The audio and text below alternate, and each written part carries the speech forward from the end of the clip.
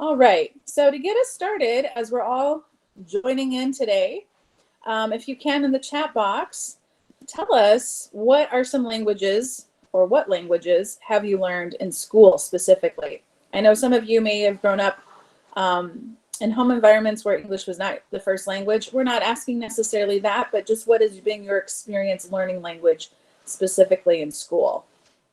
So if you so Spanish, Mandarin Spanish, a lot of Spanish, Japanese, French, a lot of Mandarin Arabic. Cool. Mandarin and Spanish. Swahili, very cool. All right, no German? No, I'm just kidding. All right. Well, that gives us that's insightful for us. And my next question for you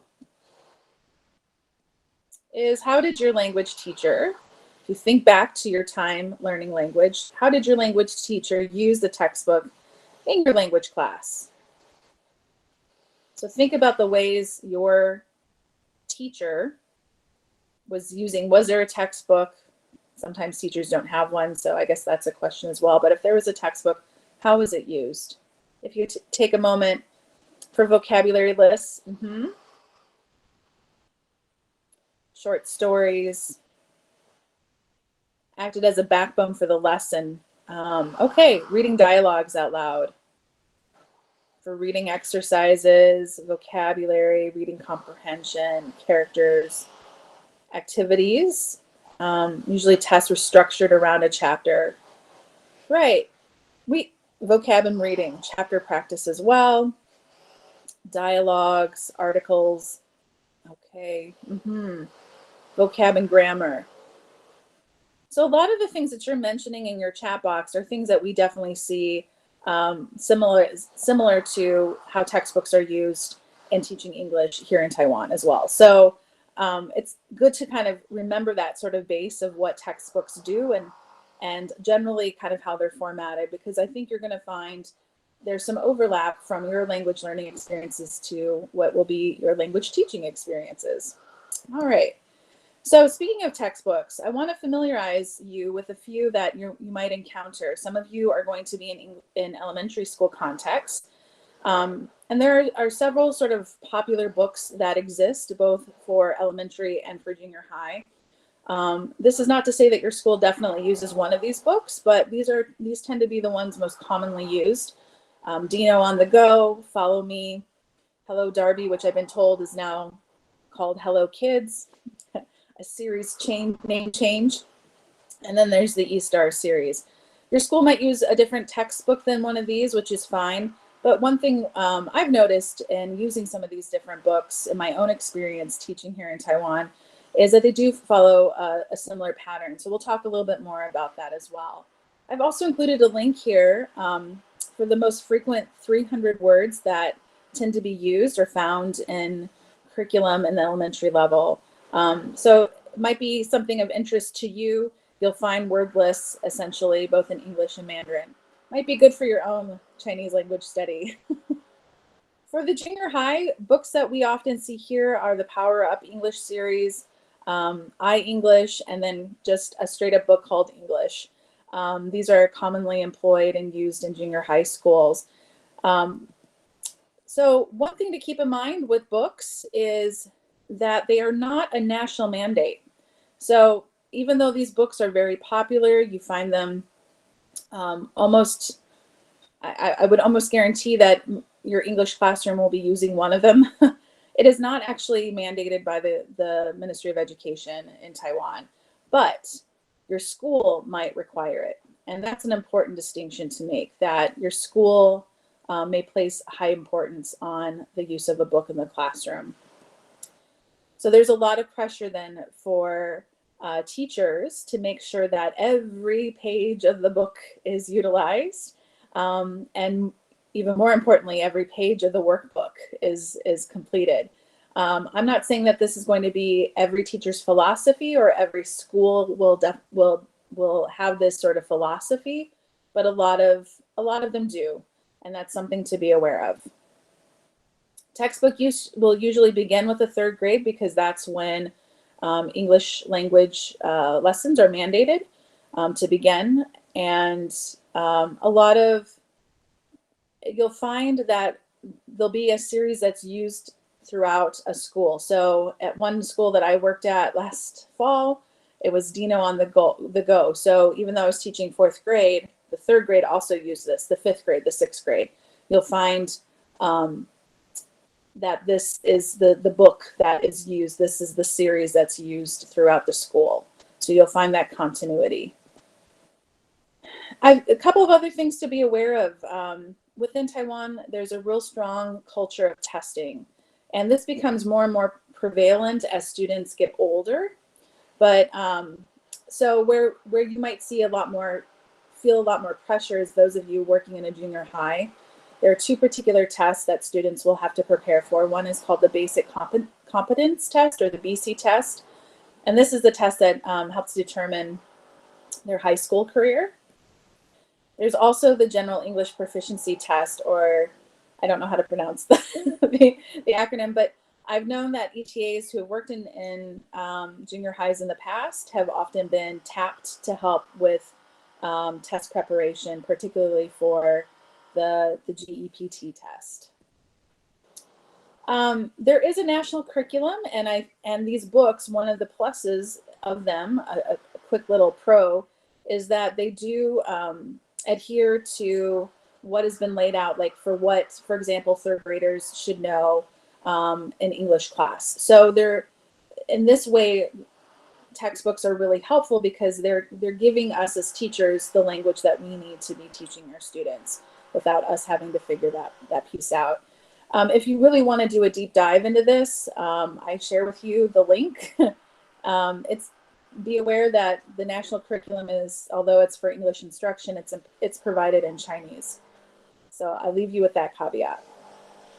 Some other things to consider is, and I'm just trying to give you all sort of the frame in which you'll see a lot of textbook use. So many times, particularly in elementary school, workbooks are a place for students to practice writing. And very often they're tracing letters. There's a lot of importance on stroke order when writing Chinese characters. And this mentality we often see comes over into English. Effie's going to talk a little bit more about that and what that might mean for those of you who are, well, for all of us who are doing work within writing modalities. Also, just keeping in mind, in addition to testing, a culture of testing, in Taiwan, it's important to remember that this is a low context culture. So there are a lot of things that aren't necessarily outright explained. It's a culture of indirectness, which flies a lot of times in the face of our more direct inclinations as Americans. And there's more value around conformity and hierarchy and saving face. And this is important to consider because, and how this plays out in your instruction, because a lot of times, although there may be things that seem, that don't seem to work so well. Many times I think you'll find that the attitude of your co-teachers might be, oh, well, we'll just try to work around it, or we'll just deal with it. There isn't necessarily, I think you'll find less of the initiative to try to change things, especially challenging authority is not something that you will likely encounter with a lot of your Taiwanese colleagues. And keeping with that, there's a lot of times things are done because this is how it's always been done, and there hasn't necessarily been a drive, perhaps a cultural drive within the school or within teachers to try to force change. And that might mean that ideas that you bring to the classroom might be met with some reluctance. And that's why I share this with you. You're going to get ideas from us and workshops. You're going to get ideas in your own sort of research and when you're independently lesson planning of how you might, teach a certain grammar concept or set of vocabulary, and bring these ideas to your co-teachers. And you might find that some will be very open to them, but you might find others who are a bit more reluctant to try things that are new. And I think part of that reluctance comes from this sort of cultural background. And one thing to keep in mind too, and this is something that I know a lot of ETAs have encountered, is that they are met with reluctance sometimes by their co-teachers to try new things, but also sometimes when we try new things, it's not 100% successful the first time, in part because we're learning as we go and having to adjust. And even if it's not 100% correct, wonderful and perfectly done, that doesn't mean it was a failure, but your co-teacher might feel that if it's not super great being in its execution, that the first time, that this is something not to try again necessarily. So there's a little bit more aversion to risk, and maybe wanting to utilize more reflective teaching practices in that regard. I think it's also important with these cultural considerations to understand that for some teachers also and administrators, their idea of successful student learning is quiet obedience, which means that they don't want to see students up and about and engaged in loud activities, which a lot of times happens when we're doing group work. So these are some things that you may encounter in your school context and things to be aware of. Even with that said, we're still going to show you student-centric activities and give you ideas, but these are things to be mindful of and may challenge what you want to do or the things that you're excited to try in the classroom. And will definitely be things that you will have to think through of how you might want to adapt or pursue. Last week, when we were talking about the TESOL overview, specifically in Taiwan, Ting introduced us to the language curriculum requirements for English instruction here in Taiwan. And from this chart that I borrowed from that presentation, just as a reminder, we start to see that English language instruction really is officially mandated to begin in the 3rd grade. So keeping this in mind, when you are entering into the textbook, one thing you have to think about is the pacing of how much do we cover in a single lesson, how much do we cover in a week, in a month. So I'm going to break down some of this for you. I think it's helpful to keep this in mind in terms of knowing how much to plan for in a singular lesson. So keeping in mind that because the national mandate is such that 3rd and 4th graders only are mandated to have English instruction for 1 hour a week. For 5th and 6th graders, that goes up to 2 hours. For 7th through 9th grade, that goes up to 3 hours. This helps with the pacing. Now, just because this is the national mandate doesn't mean this is what your school does. Not that they're flying against the mandate, just that they might actually have more classes. That's all I mean by that. So you might be at a school where you're tasked to teach 4th grade English, but they have English class not once a week, but twice a week. So that can have obviously a lot of effect on how much you can cover within the textbook, how much language you can cover within a semester. Something that surprised me a lot last year was midterms, having a significant presence in the elementary school. You will see already with young grades that students are required to take midterms in all their subject classes, English included.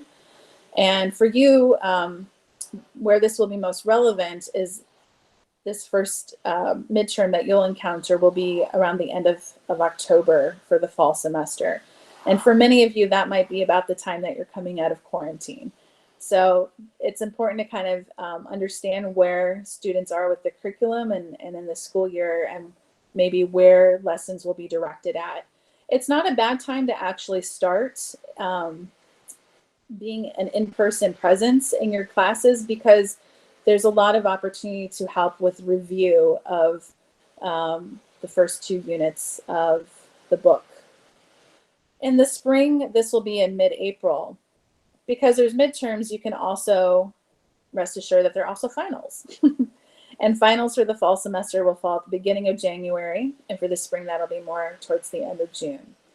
Another thing to just keep in mind is that you will be observed by one of us lovely advisors over the course of, at some point during each semester, there will be an observation.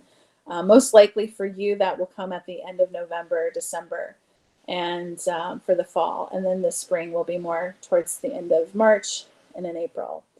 Why I say that's a relevant thing for you to know is because a lot of co-teachers really stress out about this. It's not meant to be, for our purposes, explicitly evaluative, more just to see what's going on in your context and have a better understanding of how we as advisors can support you. But we will not be alone in the observation, and very often we'll have a bit of an entourage. And that's something we can talk and share with you more, but there's a lot of preparation that teachers like to put into that, and that lesson can be a bit more performative than maybe realistic oftentimes. All right. So, also just remembering that our classes, what we're covering is in a matter of 40-minute or 45-minute blocks. And yeah, this sort of calendar really drives the curriculum and pacing. So one thing to keep in mind is whatever book series you're using, you're going to go through one book a semester. That's typically the pace that most English classes follow.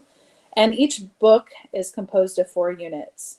So that roughly translates in a semester to 1 unit per month. And depending on how often you're meeting with students, how often they have English classes per week, that might mean 8 to 12 lessons per unit, generally speaking. And each unit, as we mentioned in a previous workshop, will have, and very similar to your own experiences in language learning at school, there'll be a vocabulary component, phonics or pronunciation, sentence patterns. That's usually how grammar is referred to at the elementary level. It'll be more explicitly labeled grammar at the junior high level, and some sort of story reading or dialogue. All right.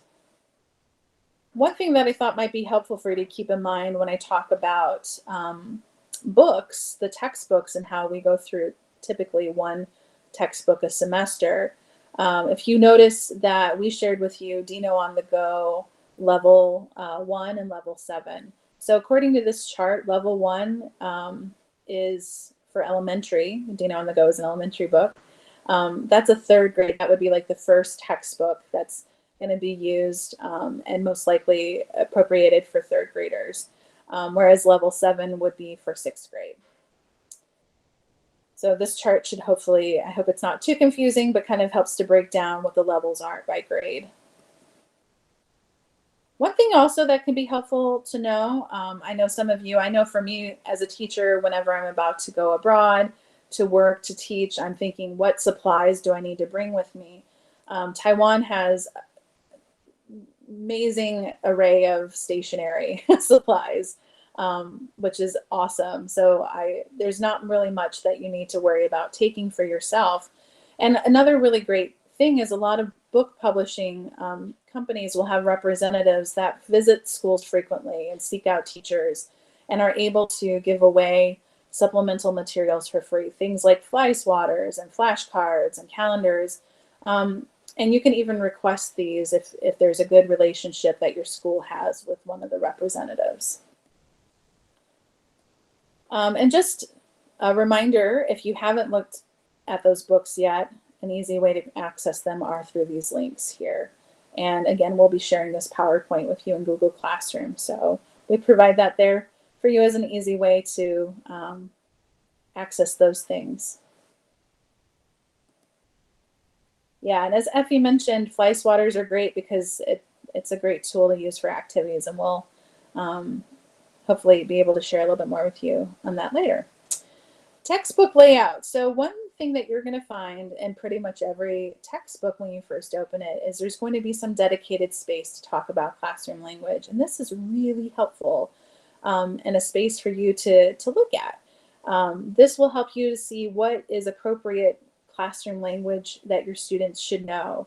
A lot of teachers will spend time on the first day or so of school going over some of these. They're really good to revisit and review, especially when a new teacher's coming in, and are good for just repetition. These are things that sometimes teachers, if they're not explicitly teaching, they often rely on Chinese for. But this is a good place for us to infuse more English in the classroom, is using some of this language. So I recommend checking it out. Also, so you know what kind of phrases that students should know and be able to respond to accordingly. A lot of textbooks will have a certain set of characters that they use, like Dino on the Go. There's Dino. As you see here, he's represented by his little dinosaur egg. And there's a host of other characters that we see popping up in a lot of the stories and different exercises within the book. So it's good to check out what sort of characters you might encounter with your books. This will be particularly true of elementary textbooks, maybe less so in the junior high ones. And just in general, things that I really want to stress for you is keeping in mind that a lot of our teachers that we're working with may not have had the luxury of being able to really properly prepare for you, in the sense of knowing how, being able to attend lots of co-teaching workshops and knowing what you need to know before you come or to be successful in the classroom. So you really, I encourage you to be your own advocate as much as you can be. And that means knowing what questions to ask. And so here are a list of things that I encourage you at this point, given that many of you already know what schools you're going to be at and are starting to learn about what grades you'll be teaching and who you'll be working with and how many, to really push and ask these kinds of questions to your future co-teachers. So really finding out what grades you're going to be teaching is going to be really helpful, and finding out what books that they use. A lot of these books have an e-reader or electronic form. So ask your co-teachers if they can send you that link so you have some time, especially once you're in quarantine. That's a good time to really become more familiar with the content of the textbooks and what's being taught, especially in the content that you're not in person for, but maybe showing up for those midterm exams. Find out how many co-teachers you're going to have. This will definitely dictate what kind of planning you can do and how you might structure your approach to the sort of activities and ideas that you bring to the lesson planning process in order to help supplement textbook teaching. Find out when your co-teacher's lesson plan. A lot of teachers don't use a formulaic lesson plan template. And so finding out how they do it, when they do it, this is important information for you, and helping to also feed the conversation of creating a consistent space and time in which you can do that together. How often do students have English per week? This is really important to know the pacing. And I also just identifying, once you are able to access the book, those things that we talked about, classroom English, the book characters, and most importantly, what sort of units of study are there. So Tom is going to launch us into talking a little bit more now about some of the pros and cons of textbook teaching. Okay, thank you, Kara. So I'm going to go through this relatively quickly. I just want to take a step back, because I know you're going to be standing in a classroom with sweat just pouring down the side of your face, just weeping and saying, why? Like, why do I have to use this textbook? Well, check it out, right? It's about credibility.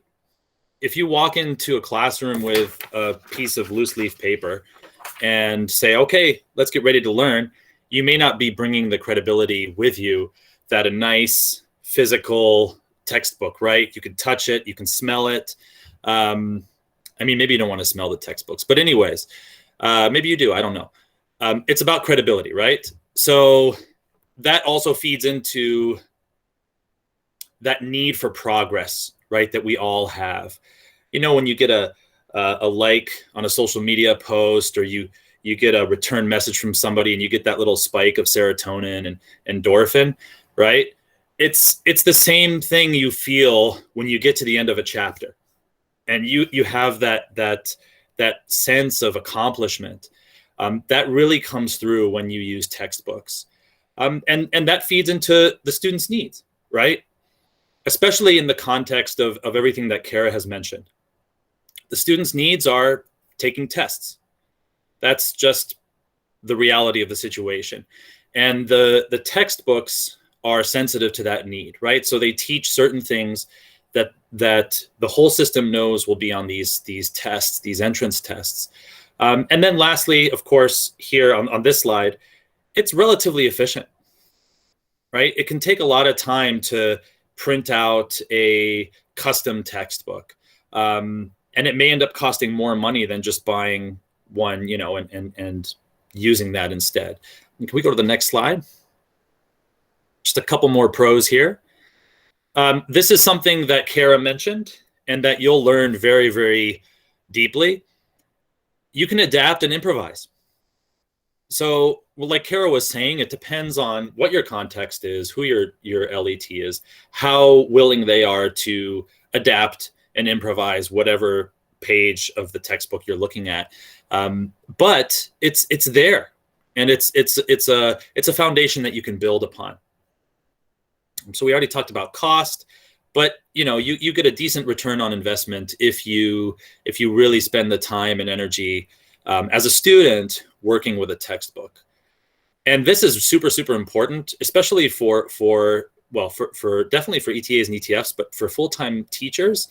They're so busy, they may not have time to scour the internet and find this incredible activity and then scaffold it and produce some cool graphic organizers and all of these different tools. They may just be like, I'm going to grab this. It already has everything done for me. And that way I have more time to grade and meet with parents and deal with, you know, administrative tasks and so on and so forth. And right, we have to be practical as teachers. And then the last one here is good for self-directed learning. There are those students who can work through a textbook on their own. And that's beautiful. If you give somebody a textbook and they can manage their learning on their own, then, you know, the sky's the limit. So those are a couple of the pros. So remember, when you're looking to the heavens and you're just wondering why you're using this, think back to these reasons. But let's get into the cons. Let's go to the next page. So, you know, obviously this is some you know, very academic language here, but the kernel of truth is the same for each of these ideas here, right? A lot of times things might be outdated. They might be contradictory, right? You might find textbooks that are from 2005 mentioning blackberries. You might find texts from even further back in time that talk about pagers or whatever. And the students are going to look at it and think, well, what is this? I don't understand what this means. And that cognitive dissonance already gets in the way of learning. And then this is something to consider too. A lot of times the people who produce the textbooks, their bias informs every page, every task, every dialogue that you see, right? What do they think are the best phrases to use? What do they think are the best models to show, right? What images do you see on that page? And how do they reflect the reality of language use? So that's just a couple things to consider. Let's go to the next page. So I don't know if you guys remember, but in the last day or two, Kara told an anecdote about a young student of hers who said, "What the hell?" Right? And when you think about that in context, right? Maybe if you're in an American classroom and a kid says, "What the hell?" It has a very different sort of meaning to it than just randomly being said in a classroom outside the United States. We have to keep that in mind. Phrases and words and all of these learning concepts that may seem very natural to us, very comfortable to us, can be completely different to a non-American context. So sometimes you're reading through a textbook and the dialogue makes sense to you, but it may be completely foreign to the student reading the same dialogue. And again, that adds an extra level of sort of cognitive overhead, right? They have more to process. They're not just processing the language. It's like if I ask all of you to do multiplication tables in your head and at the same time take notes based on what I'm saying, right? So 2 times 2 is 4, 4 times 2 is 8. And while you're doing that in your head, try to think about the lesson that you're going to plan. It's hard, right? That cognitive overhead gets in the way. And then, of course, finally, we have the wonderful, beautiful, how are you? I'm fine, thank you. And you? I'm great. Let's go to the park, right? Nobody speaks like that. It's artificial. And you're going to encounter, I guarantee you, dozens of artificial conversations that no real world scenario would ever, it would never happen. And so, again, you've got the pros, you've got all of those nice things. It's easy to use a textbook, right? It's just there. It feels good when you finish it, but you've got all of these cons. And as language teachers, we all have to consider both. And then again, we have to consider the context and what makes sense. So let's go to the next slide. So what do? Well, be creative. Think outside the box. Kara said it 1,000 times already. You're going to fail, and that's fine. Keep going. You're going to encounter LETs who don't want to try something more than once because that particular activity fell flat. And maybe you spent 2 or 3 hours preparing it. And within 10, 15 minutes, you see the yawns and you see the, kind of shifting in the seats and you think, oh man, my activity's bombing. But that shouldn't be a reason for you not to keep trying. You just got to stay, positive, be creative, think outside the box when it comes to approaching those different exercises on the page. And that comes to the next one. You can just press that. Yeah, communicate with your LET. You're right. We've said this 1,000 times. That's the most important thing you can do because that will inform all of the stuff we're talking about. If you communicate with your LET and you say, here's a page where the students have to learn the past tense form of irregular verbs, right? I have this great idea. I want to do fly swatter, right? We're going to put all of these irregular verbs up on the board. We're going to have the students line up in front of the board. We're going to give the 2 students in the front each a fly swatter. I'm going to shout random words, and then the students have to run to the board and hit the corresponding word with their fly swatter, right? If your LET doesn't want to try it, be nice, be respectful, and say, well, can we maybe try this at the end of class? Can we maybe try this instead of with the past tense? Can we try this with some new vocabulary? Can we try this with some other, phonics perhaps? Keep that line of communication open. And if you have 3 or 4 or 5 LETs, you're going to have to do that 3 or 4 or 5 times. But it'll make you better teachers, and it'll make you better communicators. So yeah, at the end of the day, yeah, the textbook has pros and cons, but embrace the pros, consider the cons, communicate with your LETs, and move forward. Yeah, thank you for listening.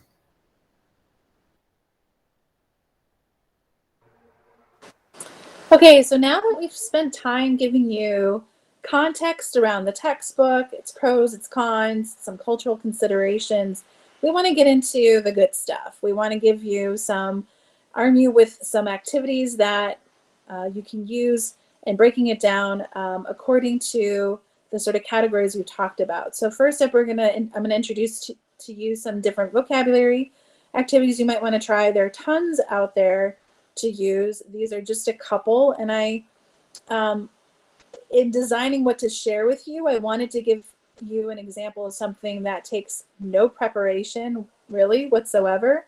So it would be very easy to implement as a start of class activity, or if you find yourself running out of things to do but still have time left over, a way to review some vocabulary. So this first activity I'm going to introduce to you is called well, it's called Last Man Standing. And before we get there, a few caveats to keep in mind whenever you are introducing vocabulary. First of all, you really want to limit how much you're going to, how many words you're going to share.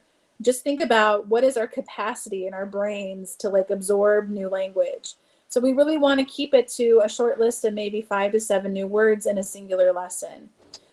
Doing anything more, it's just, you're not going to find that students will be able to retain that language, and it won't be very effective. Also, to help with that retention and to also help with engagement, try to infuse as much movement and gesturing. Think about that TPR approach that we talked about before when introducing students to new words. So if you can associate gestures or certain movements or sounds even, that can help students to remember a little bit more easily. The more kinesthetic we can make the learning of vocabulary, the better. And that's easy enough to do with a lot of more basic level vocabulary words, fortunately. It's really common and it's totally acceptable to introduce new vocabulary using PowerPoint slides with pictures, just to help really demonstrate meaning and show things. Also, you can think about using what's called realia. And realia is just objects. So if you're going to talk about fruits, actually having live fruits, the real thing, or like plastic ones to show students, can be a nice way to also help students with remembering and that retention, especially if they're able to interact and touch those things. But know that it's not enough just to introduce words and for your students to remember them. So if I just gave you a PowerPoint just introducing 5 to 7 words and say German, I don't know if any of you know German, but that's my second language. I don't know if I could expect for you at the end of our time together that you would remember all those words. So I want to make sure that I create an activity that's going to help you to really remember and interact with those words. And speaking of interaction, we want to make sure that we give lots of opportunities for that.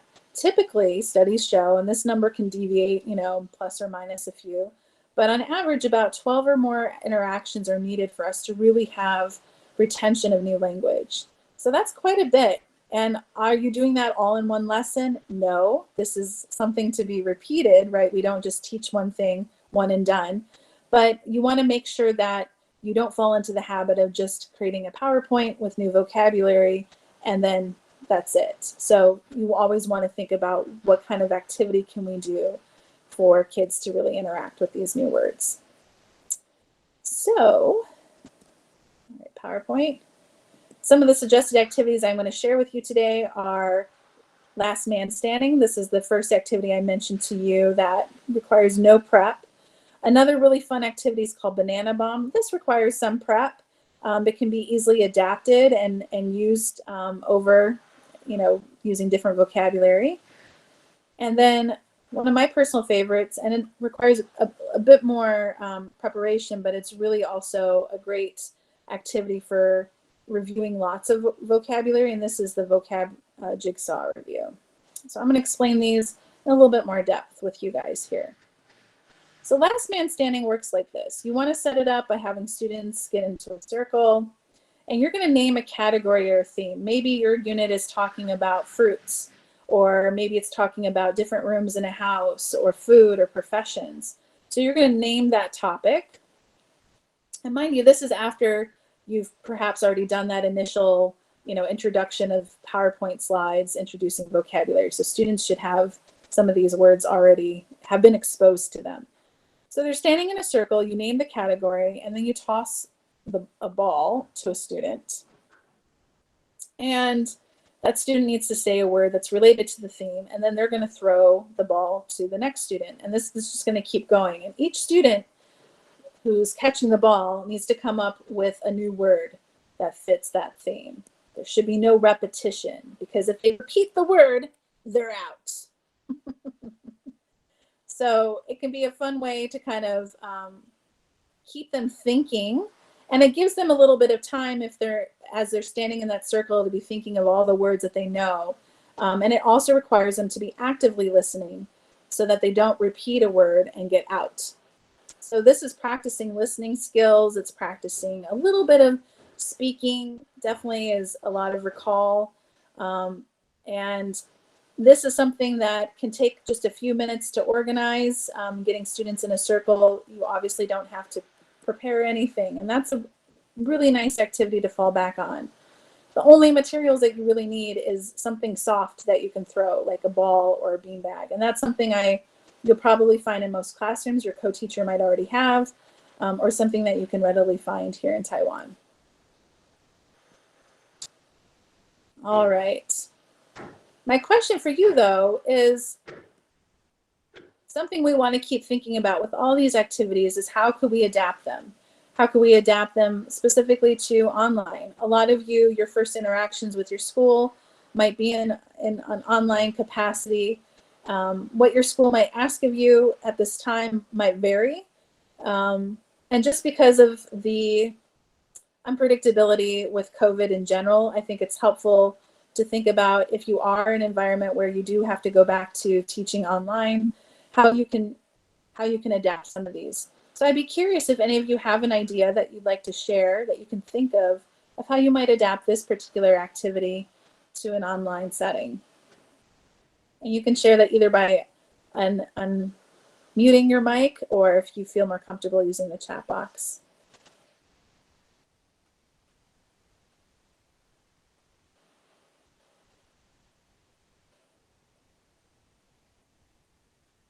Sonia.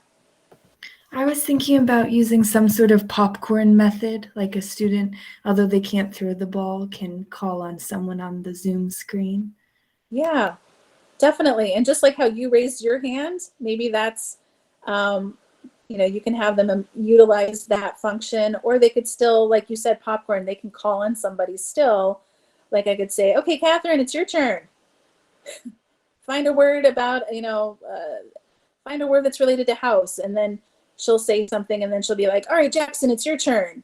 So you can still do this in an online format, but rather than throwing, a physical object, you're just throwing words and calling on the person. So you can still adapt it pretty easily in that regard. So these are things you want to be thinking about a little bit, especially if your school is going to ask you before you're able to come in person to do something online. All right, this next activity is a big hit with kids. It's called Banana Bomb. And to set this up, you'll need a computer, PowerPoint, LCD projector. So you're going to create a PowerPoint of those target vocab. Of course, you'll have exposed students to what they are. And in this particular, this actual activity is a PowerPoint incorporating those target vocabulary using short little sentences.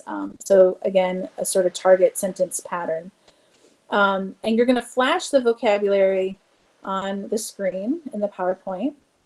I'm going to show you this in a minute so you get what I'm talking about here. You're also going to have students repeat the vocabulary within a target sentence. So you don't want them to just only say the vocabulary. You want them to also use it in a bit more of a context. So that's where those sentence patterns come in. Then embedded in those vocabulary slides is going to be a picture of a banana. And when it's flashed, the students, if you're in person, will need to stand up, or if they're online, they can raise their hands and they're going to shout banana as fast as they can. All right.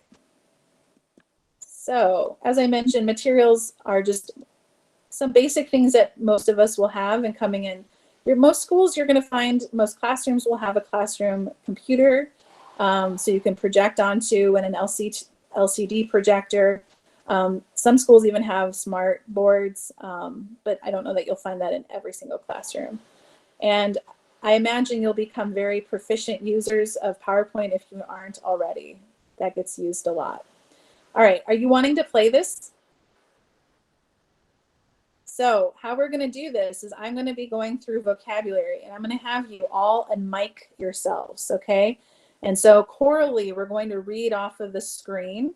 And when you see banana, You can raise your hand, use the little hand raise emoji if you want. But more importantly, I just want you to yell out banana as fast as you can.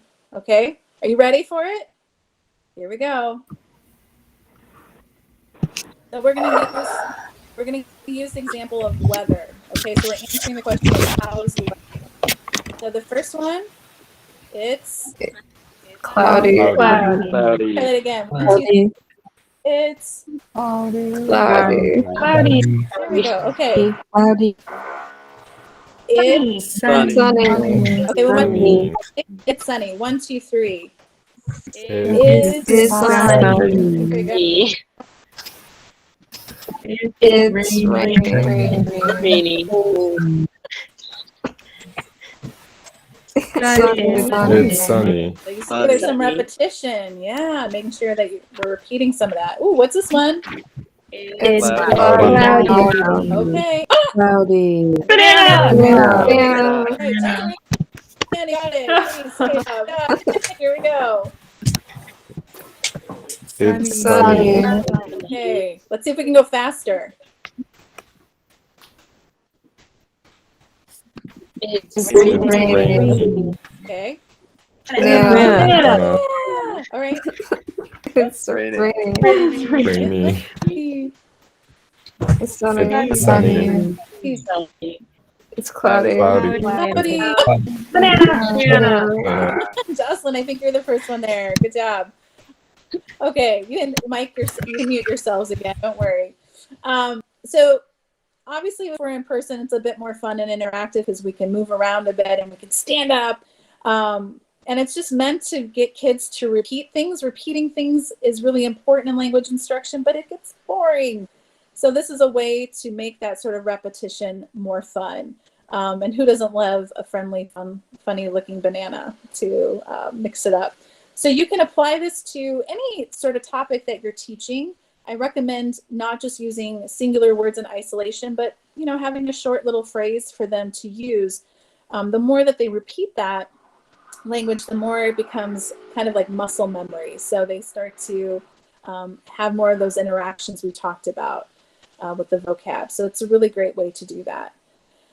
So the only real preparation for that is creating that PowerPoint. And obviously that wouldn't take hopefully too much time for you to prep, but it's a fun little activity to do and to revisit, especially once you have something like that prepared. The last activity I'm going to introduce to you is a good one for reviewing more vocabulary, and it's a bit more, requires a bit more preparation on your part as a teacher. But one thing that I really like about this is it's very adaptable to a lot of different ways you could teach this. So how I'm going to show you may not be how you want to use it or find that it's useful to use, but you could find ways to adapt it. And this is called Vocabulary Review Jigsaw. Do you know what a jigsaw is? Does anybody know and can speak to that?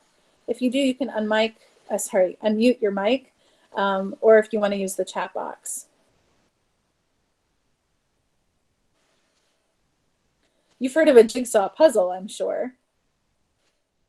Yeah. So the idea of a jigsaw is a game, is an activity. It can be a game, but usually an activity where you give every person, let's say you have a group of students, and you give each of them a different task. So if I have a group of 4 students, for example, and I have 4 articles to read, let's say we're doing this at the collegiate level. Maybe I give Sonia an article, I give Aisha an article, I give Grace an article, and I give Alex a different article. Each of you has a different article. I'm going to have you read it. And then I'm going to have you each talk as though you are the expert of that article to the group. So not everyone has to read all 4 articles, but you get to learn about the content of that and become a bit more expert in at least one of those things. And this is how jigsaws work. You divide up a task. So each student has a different task that contributes to a greater whole, and they're responsible and gives them a specific job to do within that group. And that's really important whenever you're doing group work, is making sure that each student has a role, a very specified role, that they understand they have a responsibility to do, that they can't just play around and goof off. So in this case, I'm going to have students sitting in groups of 4. You could do this with different size groups for sure, but I'm going to give you the example using 4 students. And with this, I will have a student A, a student B, a student C, and a student D. And each student is going to get their own own card of clues about vocabulary words that we're reviewing. I'll have identified up to 12 words. I don't usually want to do more than that. You could do this certainly with fewer words. And I think with young kids working at an elementary level, 5 might be an ideal number to work with. Each clue card is going to have a different clue. So you might have one clue card that's about what the first letter of each word is. Another clue card might be the number of syllables in the word. Another clue card might be about the last letter of the word, and another might be with definitions. But you can decide as the teacher what those clues can be. So let's say this is taken from a unit in an 8th grade English textbook that's commonly used here in Taiwan. And in this unit, we were introduced to a lot of animals. So sheep, fox, kangaroo, rabbit, mouse. And I'm going to just focus on, for this particular activity, the animal words that we're going to use as our clues. And again, this might be a good game to use right before, say, the midterm or the final. To do this can take easily a whole class period, or about 30 minutes. And especially the first time you do it, it's going to take longer because you have to explain things and students haven't done it before. And it will be really important in how you explain and give directions around this. Because this is a bigger activity, I would recommend doing this if you're teaching the same class. Let's say you have all the 5th graders for your school that you're teaching in English class, and that's like 10 classes. This is great because you can prepare this one lesson and it'll have a lot of mileage. You can use it over and over again with your other classes. That's helpful when you think about in terms of your time and the preparation that goes into this. So this you would be coming up with making the actual clue cards. You'd want an answer card sheet. You'll need some scissors. Students will need paper to write on. It can be scrap paper. And you'll probably want a PowerPoint to help you with this, especially in just the explaining part. So what you'll do initially is instruct students to number their paper to how many ever words that you are having them review. So if it's 5 words, you'll have them number it horizontally 1 through 5 on their paper. And I mean vertically. So going down their paper. If you're having more, maybe with older students, you could have more words. So here we might use 12. And then you'll have students already in their groups, and they should be identified who's student A, B, C, and D. You want to help identify those students yourselves because that can also eat up time if you're leaving it to them to decide. Make sure, though, that students don't see each other's cards. You can tell them it's a secret. Student A, the student with the A card will choose which number. So you could start with number 1, you could start with number 5, it doesn't matter. And they're going to read the clue on their card.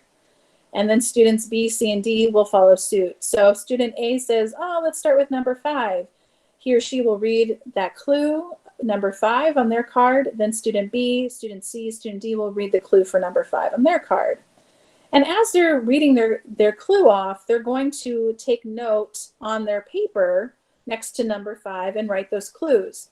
So if number 5 is this word that starts with the letter K, they're going to write K on their paper for next to number 5.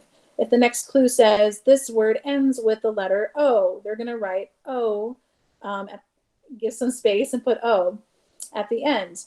If the next clue is this word is 3 syllables, then they're going to put 3 little lines to show those syllables. And if the last clue is a definition, then they don't have to write this down, but they can start piecing together these clues to determine what these clues reveal this word to be. And once they do this for each word, and they can do this as a group, and once they've done it they've gone through all the clues for each word that they're reviewing, they can then come to you, the teacher, for the answer key to check their answers. This is one way to do this, and I think that way works much better with older students than with younger students. I'm going to share with you how I've adapted this with younger kids. So these are examples of the sort of clue cards that you can use. So you see with student A, we have the words that start with the letter, how it ends, the syllables and things like that. And if you'd like, I can definitely share the Word document I have for this so that you can adjust this. You can download it and adjust it if you ever care to use this activity. And here you can see the example of the answer key. So how I've adapted this with less proficient and younger kids, it's much better to have fewer words to review. 12 is too many. You'll never get through that many in the course of a class. I think, 3 to 5 will be like pretty good. So maybe it's something you do over a series of classes, especially once if you have a lot of words to review. You want to make sure you pick clues that are easy to explain. Syllables can be a little bit more challenging to explain to kids, so maybe not use that as a clue. And then if you're doing it online, you might want to utilize breakout rooms and think about how you can group students in that way. Maybe even pre-identifying those groups beforehand, or finding how you can share those clue cards with students, perhaps by email if you're working with older kids and they have that set up.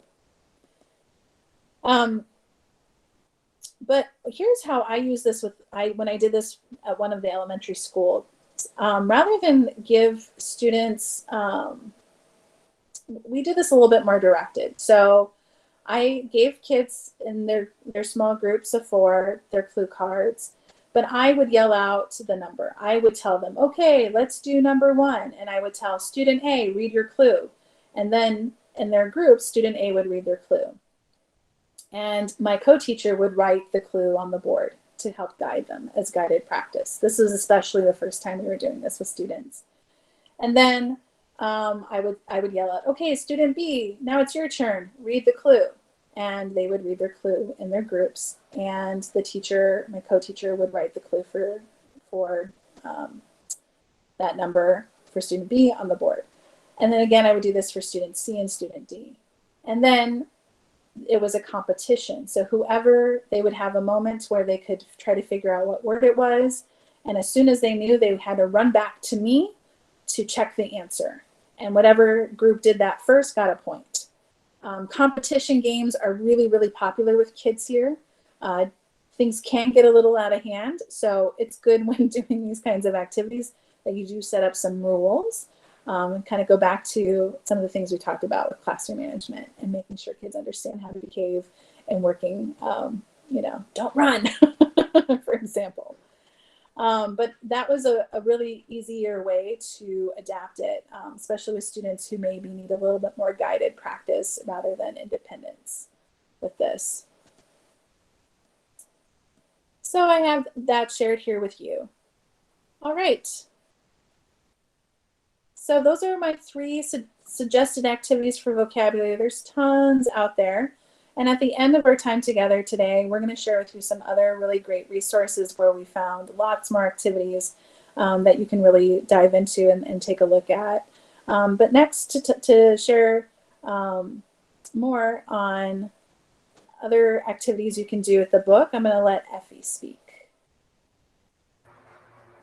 All right, thanks, Kara. So I'm specifically going to cover reading and writing activities. And just to start us off, I have something from Dr. Lintz, who's done extensive research on language acquisition and literacy in particular.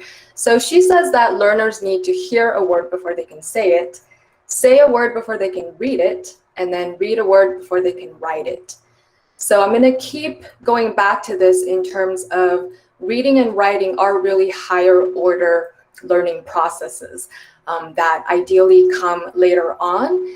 And yet we have to be, constantly addressing as learners are starting to acquire that second or third language, because it's all interrelated, all these language skills, listening, speaking, reading, writing, especially in a formal school setting. So next slide, please.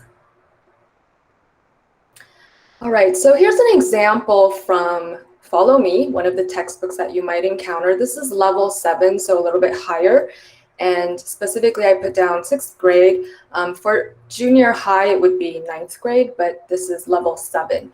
So as you can see, even the passage there on the left, the reading passage, it says listen and read, and there's a CD icon. I don't know if you can see that. So students would be listening to this passage first and reading along, even for the higher level. The Chinese that you see in the textbook here, this is the teacher's edition that I have. So students wouldn't actually have that available to them. And then you can see on the right, there's the little true-false activity to go along with that. Now, anything with reading, repetition is going to be your friend here. So after listening and perhaps playing this more than once, you would read this with students, have them read it out loud, have them practice reading it with a partner. So there are variations of this that you could do. Next slide.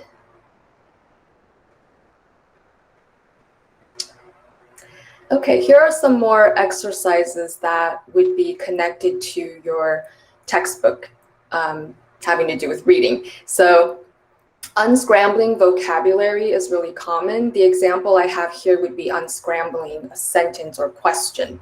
So it could be at the word, sentence, or sometimes paragraph level, which would be unscrambling or actually identifying the order of an entire story. Close exercises, you've probably heard this word before, close. It just means fill in the blank activities. So this could be to reinforce vocabulary. Sometimes it's to reinforce the grammar that's being covered. And it could also just to be, ask or check for reading comprehension after you've covered a passage. So other forms of exercises would just be reading comprehension questions, a lot of times reviewing the sentence pattern or grammar form. The visual I have here shows you a table of the specific grammar pattern being practiced. So here we have WH what time questions asked in present tense, what time do does, subject plus verb phrase.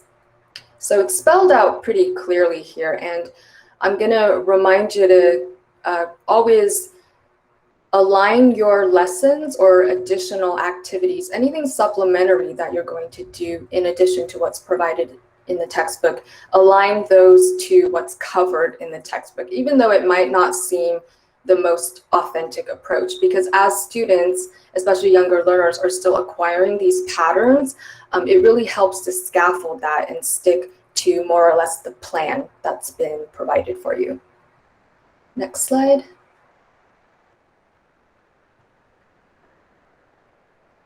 Next, Kara. Okay, here are some additional activities that you can employ to enhance what's available in the textbook. So when you do reading aloud, there's different variations. You can read out loud, but pause at certain vocabulary words that you want students to grasp, and they can yell it out or say it in a funny voice, depending on the context. So different ways to read aloud with students. You can also do variations of turn taking, so students can call on each other. You can arrange the way the classroom is sitting so that you could be in a circle and then maybe just go one by one next. You can assign the different book characters to certain students. This will require some familiarity with knowing your learners too. How comfortable are they reading out loud initially, and then maybe some communications with your co-teacher prior as well. How you can employ turn taking when it comes to reading out loud in the classroom.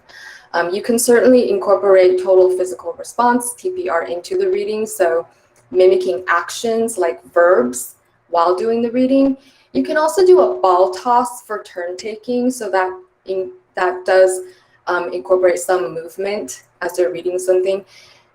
this would require some comfort level from the students as well. So some students might be shy. You have to be aware of that, you know, how comfortable are they reading out loud and tossing a ball at the same time, for example. Additional extension activities or games from the textbook would be that unscrambling activity at the word, sentence, or paragraph level, but in teams. So you could easily adapt this and turn it into a game. It could also be something where students have to write on the whiteboard, and perhaps in a given amount of time, it could be a race.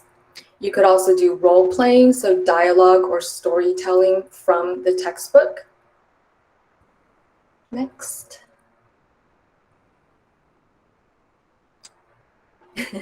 Thank you. Okay, so grammar, back to those sentence patterns. So here I have an example from the textbook. It's actually from the same unit, having to do with what time and verb. So what do you think of this textbook activity? This is something you can certainly adapt and personalize. How can you make this come alive? So what's happening here is that we're reinforcing the question, what time does subject get up?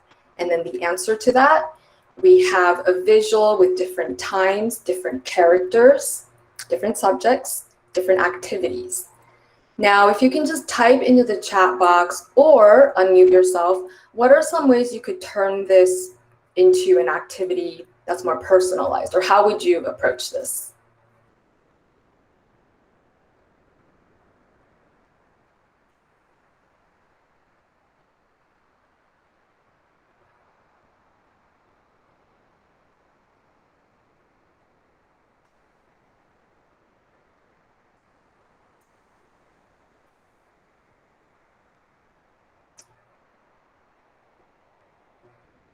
So you've been given the content, you can make them recall their own days, yeah?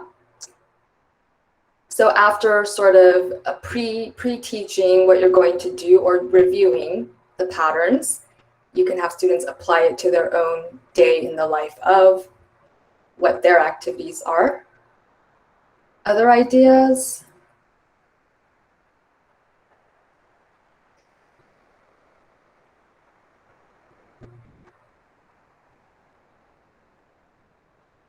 This is to make you feel that you're not simply limited by what's presented on the page, even though you do have these guidelines.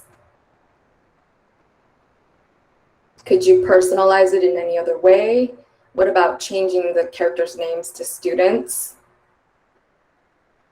You could incorporate TPR in some way. Great. After introducing the patterns and vocab. Yeah, having students actually get up and mimic what it's like to wake up, eat breakfast, walk to school.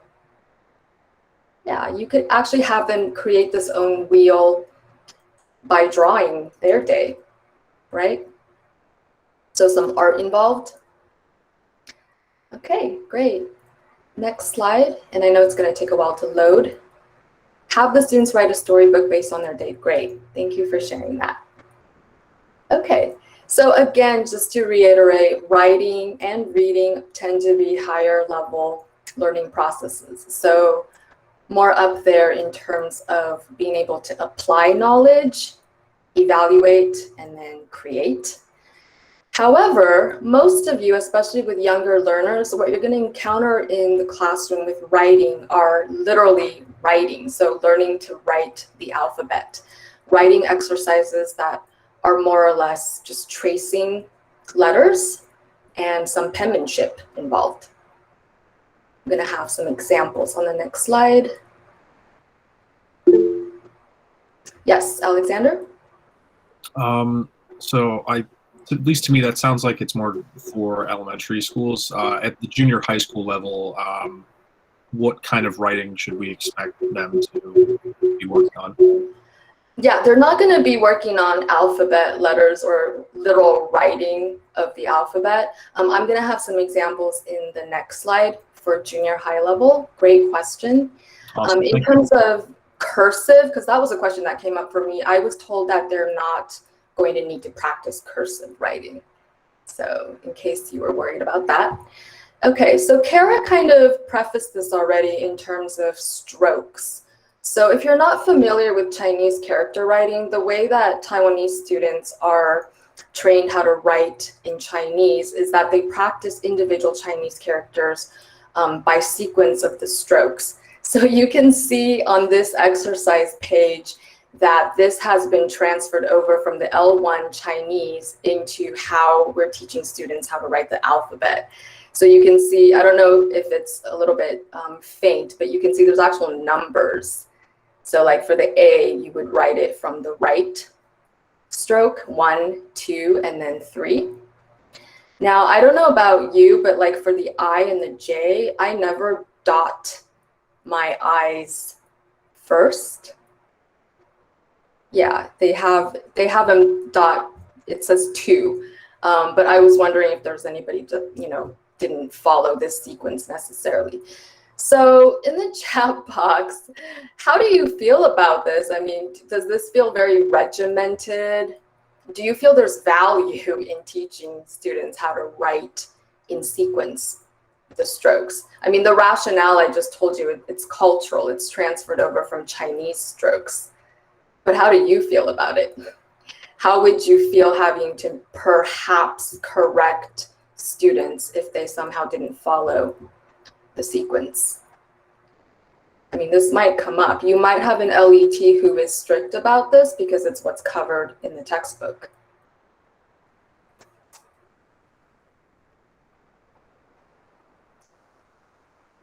And it's okay if you would be uncomfortable, you can type that. I think we can talk about this now, right? Because you guys will encounter on the spot situations where you're not quite sure, what is the best way to do this? What do I tell the student? How do I proceed?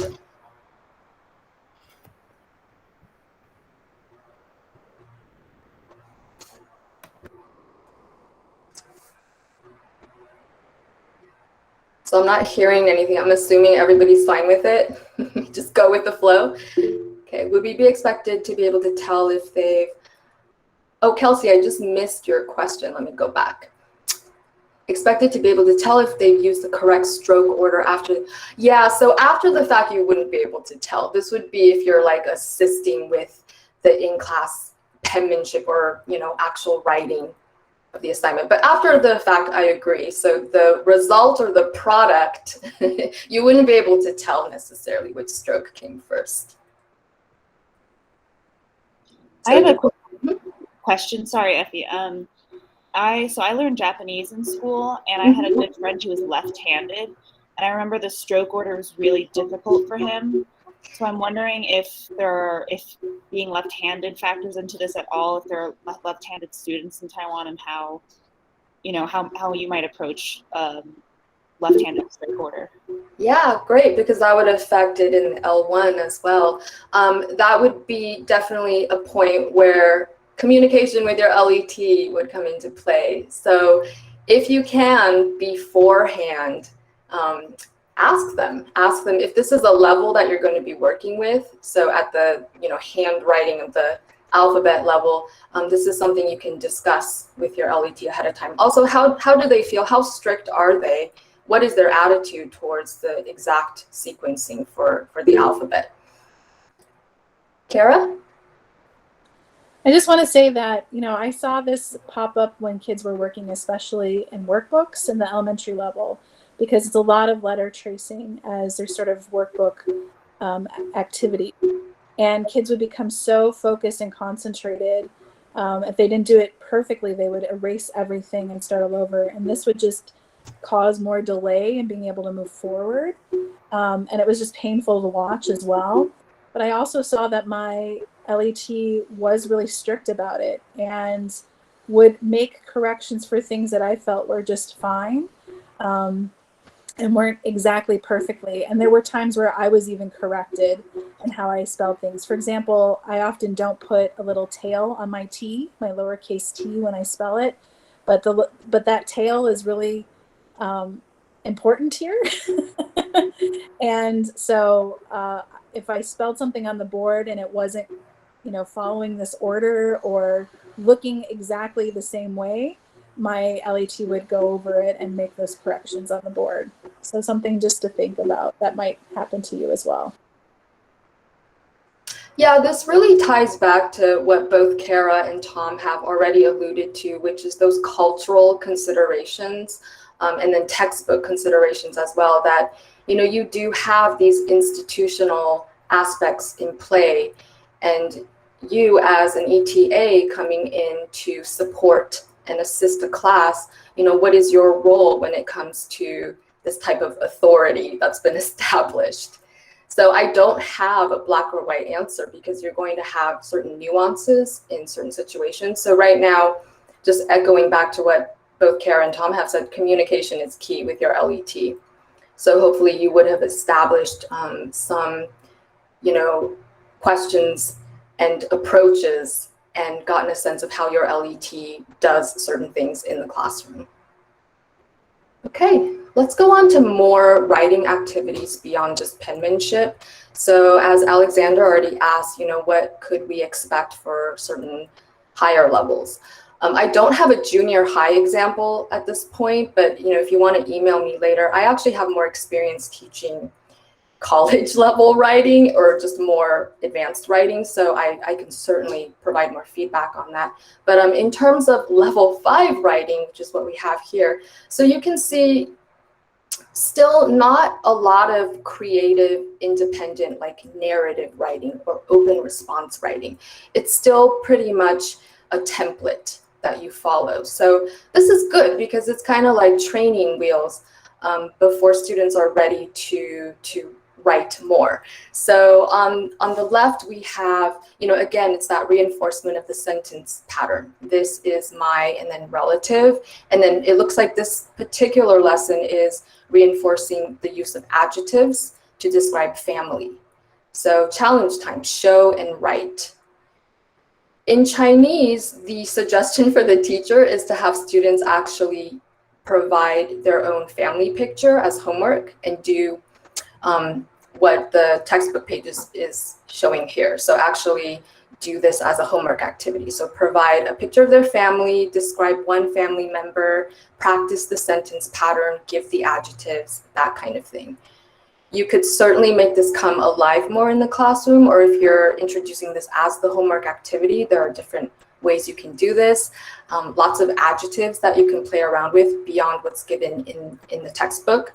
Again, your LET would let you know if it's enough vocabulary for the day or if you want to introduce more. The one on the right is introducing how to say or vocabulary words for animals in the Chinese zodiac. So a way to personalize this obviously is, you know, by relating it to students. What is your zodiac based on the year that you were born? And then practicing those sentence patterns. So again, very templated sort of fixed grammar patterns in the writing exercises that you're going to encounter. Do you have any questions or comments about this?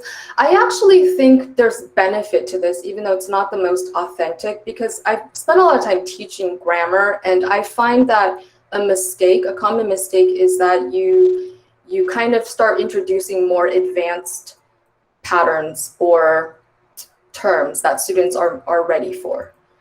When you start to become too authentic, or you start asking too many questions and you expect that they can respond or write more. So it's actually, there is a lot of benefit to going back and just starting with, you know, foundational sentence patterns. It's also good grammar review for ourselves as teachers, because I don't know about you, but I was never taught grammar explicitly in school. So to actually learn the meta language behind certain grammar terms like pronouns, you know, subject, object, that kind of thing was or has been helpful for me.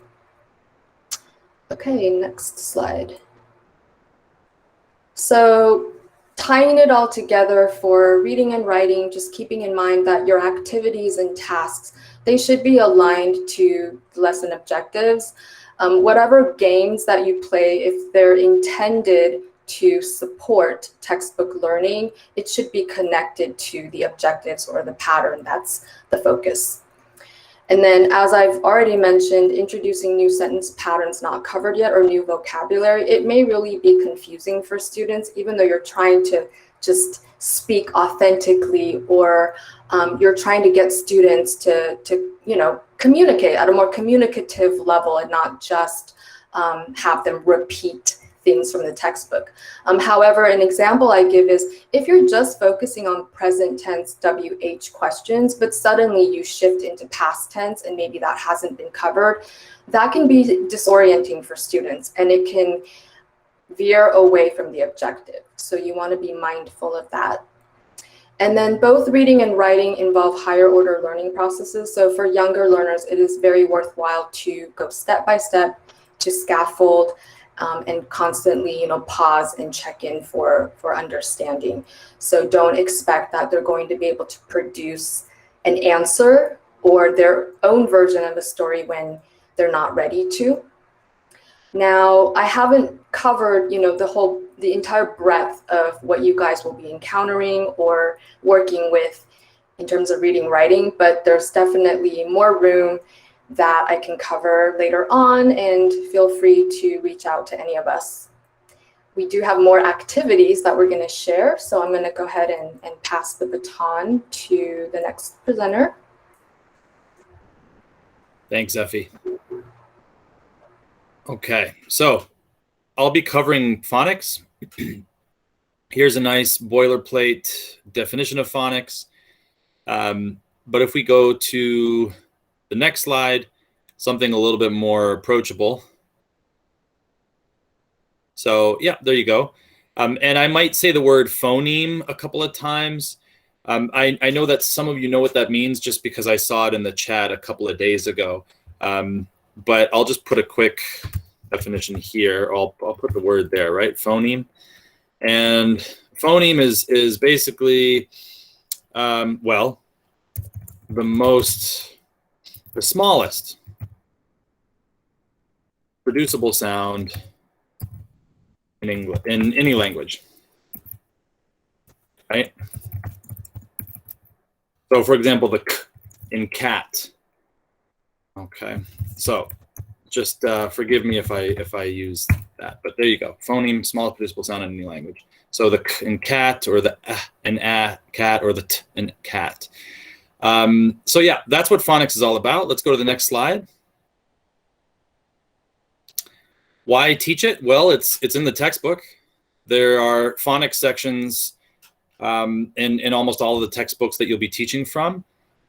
Maybe when it comes to the CLIL texts, you might not encounter phonics as much, but with the English language textbooks, you're going to encounter phonics in almost every chapter. So, I mean, here are some reasons why it's good to cover them, to cover the sounds, the phonemes, how to pronounce words. Like Effie was saying, the reading and writing tasks, use more brain power. That's the beautiful thing about phonics is at its most basic level, it's really just listen and repeat. But there's a lot more to it than just that, right? Let's go to the next slide. So a couple of things to think about, starting with what's correct. There's a lot of literature about this. I don't know how many of you all out there have, I don't know if there's any folks with British or Australian or, I don't know, Irish accents. There might be. I have no idea. There was a lot of controversy years ago in Japan where I taught over an Irish teacher who was told to pronounce words correctly. And that meant with sort of, standard American pronunciation, whatever that means. And it was really controversial. So that's something to consider. And right, even within the United States, we have a whole host of accents. So which one is correct? I mean, of course, the answer is there is no correct way to pronounce words. Just something to keep in mind, but your LET may feel differently, right? They may think that whatever they have heard coming from, I don't know, some nightly news, right? That sort of generic American accent is the correct way. So that may be something you have to negotiate with your LET. Another thing with phonics is from the LET's point of view is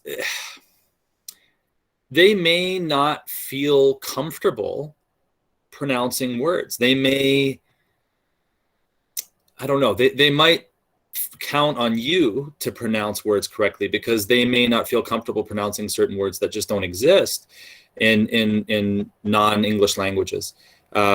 So, you know, the TH sound, the L, the R, the V, and so on. So you know, you might have to negotiate that too with your co-teacher. Figure out what they want you to do. Figure out how they want you to approach that, especially when it comes to difficult sounds.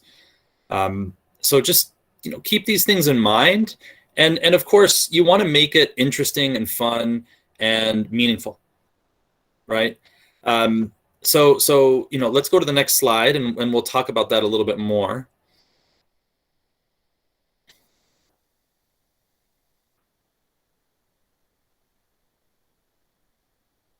Okay, it's probably loading. There we go.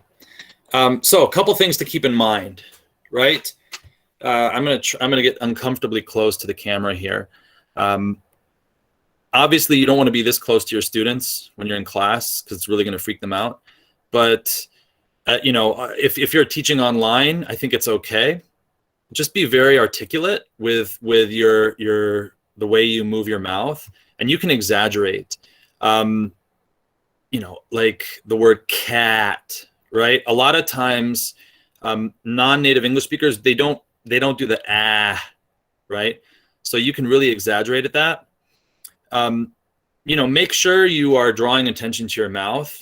If you're wearing a mask, which could certainly be the case, it's okay to draw a rudimentary picture on the board. I used to do that all the time, even without teaching with a mask. You know, just draw two lips, some teeth, and a tongue, so you can show the placement of you know, the different parts of the mouth. And just be careful, don't add extra vowels at the end, right? Take, just end on the take. Okay. Let's keep going. Gestures are fantastic. You can assign arbitrary gestures, whatever you want. You know, they don't have to be specific or they don't have to come from any established language. You know, you can just be like, this is A, this is B, this is C, and so on. And connecting those to the sounds can really encourage that TPR aspect of the lesson. And of course, it's always good to be silly, just for life in general, but also in the classroom, right? Just be a goofball, especially with younger learners, but you'd be surprised how often older learners will get over their self-consciousness and jump in if you start doing all kinds of things. You know, attaching gestures to different phonemes. Okay, let's go to the next slide. Flashcards are excellent. They're your best friend when you're teaching phonics. You can spread them out on a desk and have students gather around the desk, and you can, you know, say different phonemes and have them smack it with a fly swatter. You can put them up on the board with magnets and have them do the same thing. You can put them around the room. I mean, there are a million different ways you can use flashcards. You can make your own, right? You don't have to buy them. It's really easy to just make a bunch and print them out and cut them out. So just keep that in mind. Flashcards are excellent for teaching phonics. Let's go to the next page. So here are just a couple of activities. We've already talked about fly swatter. Telephone is the classic. You whisper in someone's ear and then they whisper on down the line. That may not be allowed in social distancing classrooms.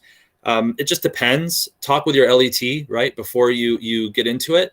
But telephone is just a classic, and you can do anything. You can focus on individual phonemes. You can have sentences depending on the learners and the context. Minimal pairs, that's when you have two words with just one phoneme that is different. For example, cat and cut.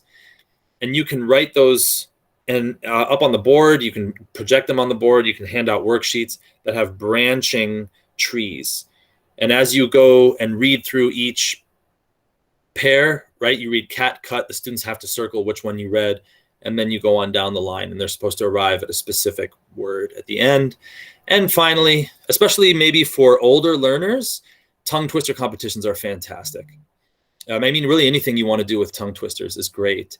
And it encourages a lot of silliness, a lot of goofiness. And you start to have, and you can, I mean, just go on Google and search for tongue twisters. There's dozens and dozens, and you can use them accordingly to, you can even pull out words from the text and use those so that you have that nice textbook connection. So yeah, I think that's it. Is there one more? No, that's it. So yeah, just think about those activities, and don't be afraid to try something new just to see how it goes. The reason I didn't really go into a lot of detail with these is I feel like when you do the search process on your own, right? When you take an hour or so to Google phonics activities for EFL classrooms, and when you do that and you look through them and you think, oh, this might be fun, and you start to work through how you would implement it in class, that's really the best way you'll become acquainted with some of these. So you can try Fly Swatter and Telephone and some of these different ones, but go out there and just see what's out there as well. It'll be a great learning experience. And again, it'll improve your teaching toolbox. It'll enlarge your teaching toolbox. So yeah, and we're gonna move on to the next piece. Thank you. So you've heard from the three of us on different activities you can do for the different parts of the textbook that you'll encounter. And I'm curious, what are some of the activities that resonate with you, that you're excited, that you want to try, or maybe you have some other ideas that you can share? So if you can share in the chat box, what are some activities that you're excited to try, either from that we have introduced to you in our workshop today, or that you have in mind that you've used elsewhere or have heard about?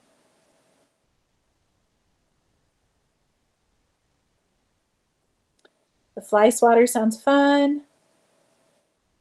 Definitely. That one has a few votes there. It's very versatile.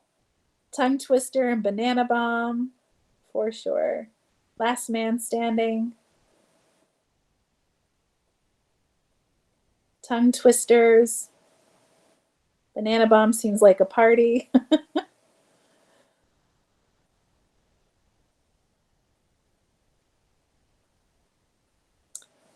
So I know one of your assignments for our workshop, after our workshop today in Google Classroom, is to generate a list of like 10 activities you could do. And that may seem really daunting.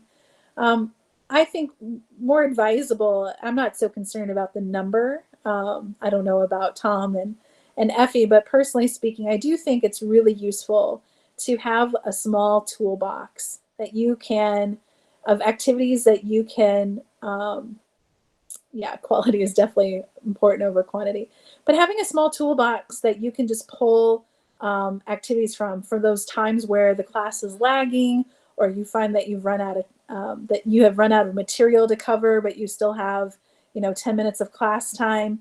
Having activities that like Last Man Standing that are really easy to implement, that you can just pull out and do with kids, keep them engaged, keep them learning, requires little to no prep on your part, will be really, really helpful in those moments, and can be things that your LET will also just be super appreciative of having you there to help lead those in those times, because it happens.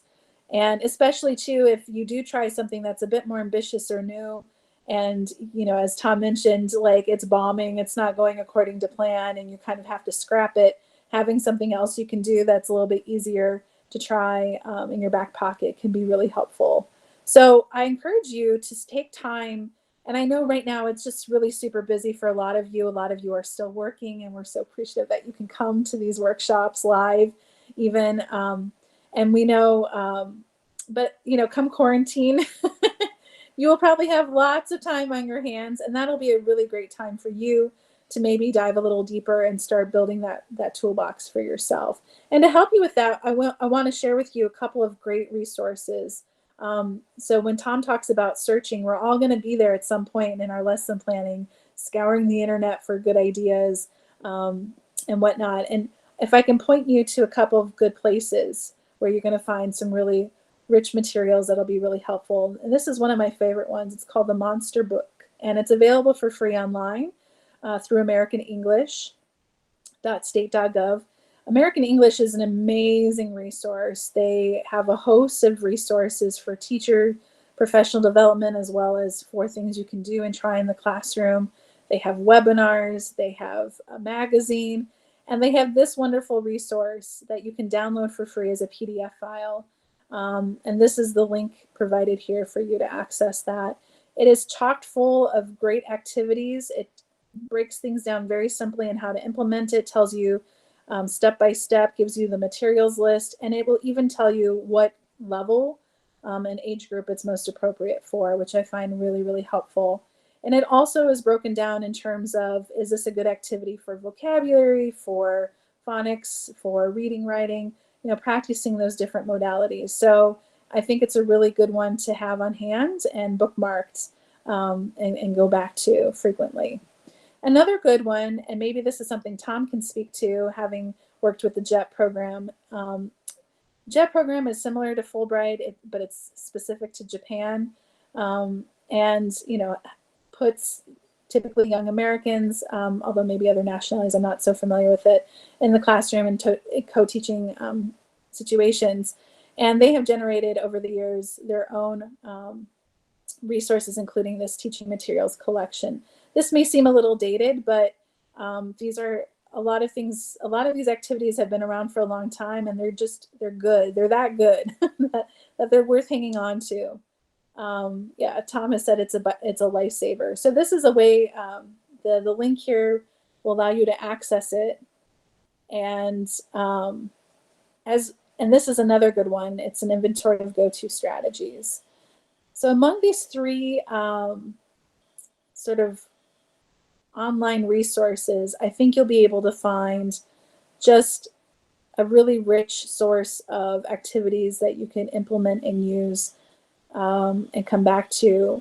I'm going to be sharing this PowerPoint with you in Google Classroom, so you'll be able to get those links. They're quite lengthy to try to copy right now in their current form, but that'll be having this resource for you, and the Google Classroom will help you to get them so you can bookmark them and have them for future reference and use. Just as we kind of come to a close, we're going to finish a little bit earlier today, in part because we didn't give you a break and just plowed right through.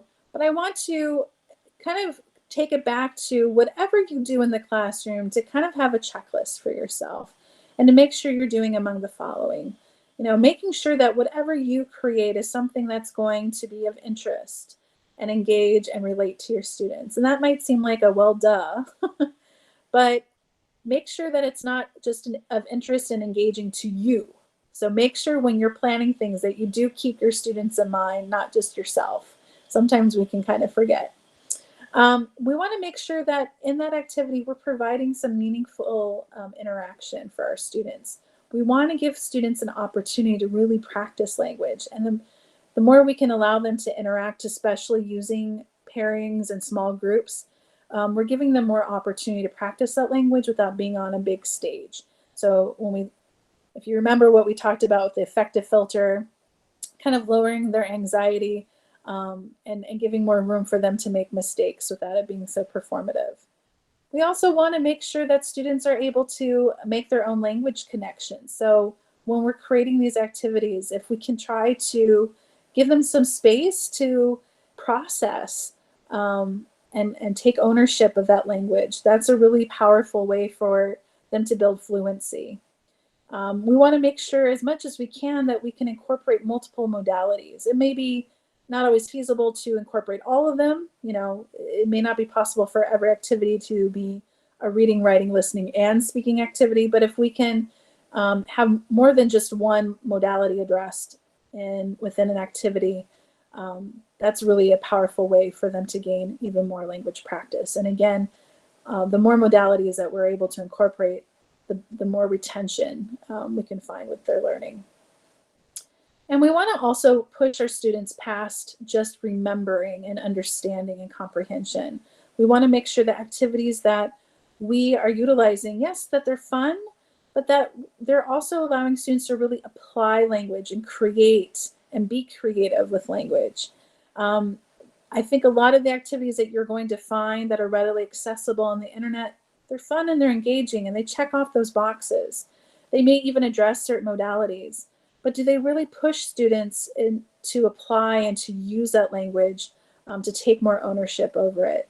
We want to make sure that we don't just fill a lesson with activities for the sake of activities, but that they're really leading towards those objectives that we've defined for the lesson. So it's a lot to keep in mind. It's a lot to think about. And I guess all of this is to show that teaching English is not always so easy. But hopefully we're giving you tools and ideas that help to make it a little bit more digestible and feasible for you to do. As we come to a close of our time today, I just want to kind of talk about Google Classroom briefly. I know there's been some concerns about keeping up with the assignments that are there and maybe feeling some pressure with that. And I just want to address, we are very much understanding of the fact that right now, this is all very optional for you. We're very excited that you're taking time to join us for these workshops because we feel like this is really useful for you in your preparation. And we're making all of these materials available for you online, knowing that you right now might not be the time for you to really, you may not have the time right now to really dig deeper, but may want to do so at a future time when it seems you're a little more in the context, if you will. So with that said, please know that we're not expecting you to be doing the assignments right now in this very moment, but and if you are wanting to keep up with them, if it's something that you want to be diligent with, by all means, really focus on the hashtag teaching ones. These are the ones that Effie, Tom, and I are going to be commenting on. And if you're really wanting to pinpoint the ones that will be most instrumental in helping you prepare for what you're about to begin, I recommend looking at the assignments from last week on the textbook review and the lesson plan. The lesson plan will be a bit more time consuming, but I think having some practice with that will be really, really helpful for when you're in the classroom in person, especially. And of course, that might be something you won't have time for until you're like in quarantine. So with that, just a quick little tip there. I know a lot of you are may have your tickets already and are already just counting down the days and are probably stressing about a lot of those details, like how am I going to communicate when I get to Taiwan? Know that when you get to the airport and you disembark from the plane, there will be a stand, a couple of stands that will be available for you to buy a SIM card. There are lots of different options out there for coverage and whatnot. So you can buy a SIM card that just gets you through quarantine, and they aren't terribly expensive. I recommend you getting one with unlimited data for the duration of quarantine, just in case the Wi-Fi at your hotel is a little sketchy. And that can be a real lifesaver in terms of keeping yourself entertained and being able to access things like your Google Classroom. So not too much more there, but if you have any lingering questions, please ask. We're here. We'll stay around for a few extra moments as we come to an end of our time today. And as always, feel free to reach out to us. You can catch us via email and certainly through our group chat. If you haven't joined that yet, you can line message me at CareBear520 and I'll get you added to the group. Guys, it's been a pleasure. If you have questions, please let us know. And we hope you have a great rest of your day, and we'll be seeing you hopefully sooner than later.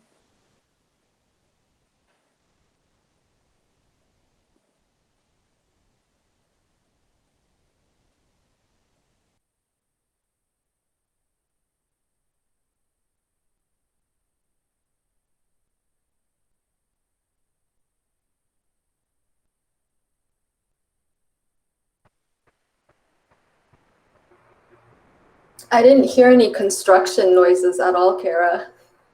Really? Have you been hearing it this entire My time? God, it's been so bad. Really? I haven't heard anything. I don't know if anybody else has. Oh, I'm so thankful that it's not picking that up because it's literally just outside my window and like the little alleyway between my building and the one behind me. So I'm like, oh, this is nice. Thanks, guys. Oh, goodness. Well, alrighty. Well, Joyce, thank you for recording. And yeah, we're still recording. All right. I'm going to sign off. Talk to you guys later. Bye. Bye. Thank you.